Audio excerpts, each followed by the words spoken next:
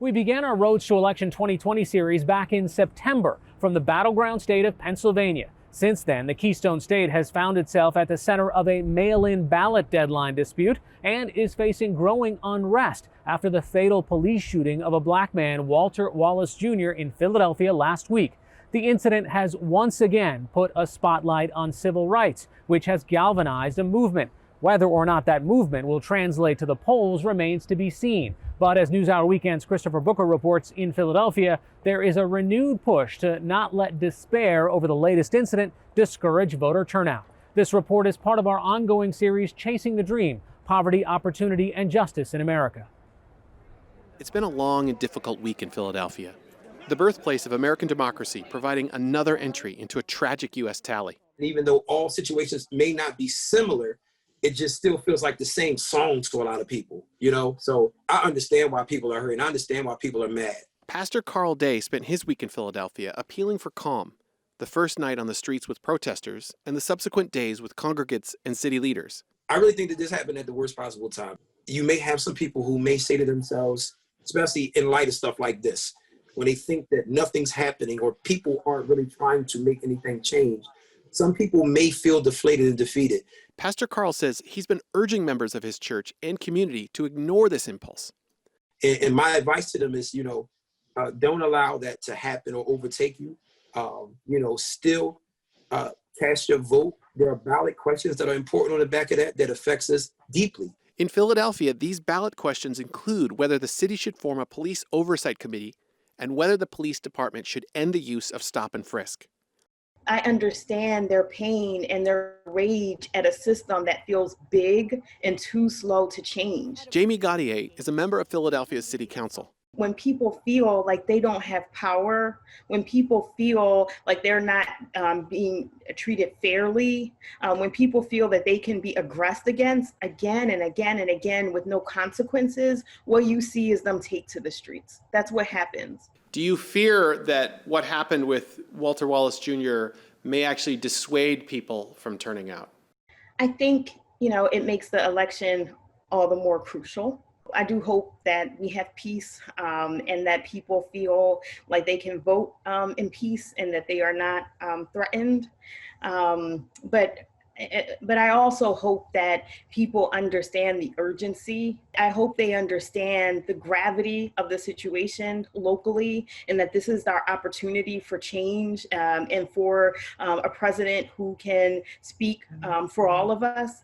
And I hope they understand that locally we need change too, and that's on the ballot. How do you respond to the cynicism? Thinking of the young person that it says, we've spent all summer calling for change and change hasn't happened. And here, a week before we're asked to vote, this horrible thing happens as we've seen it happen in other cities again and again. I'd point to the things that we're voting on that relate directly to that issue.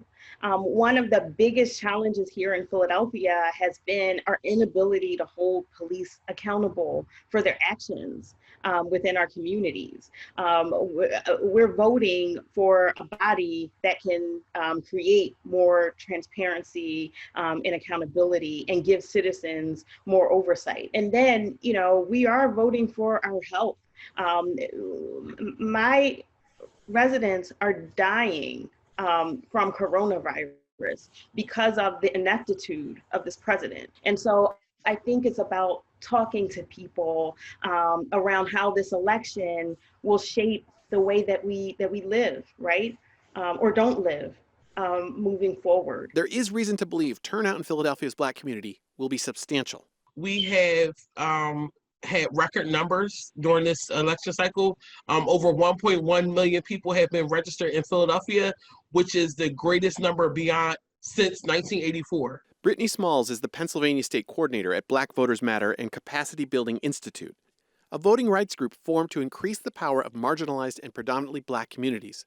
We asked for the call of the young people to be involved in this current cycle, and they're doing it. Of course, there's an increased effort amongst Black women. We still have some Black men that are not really engaged in the process, and we understand their concerns because they've been unheard for so long.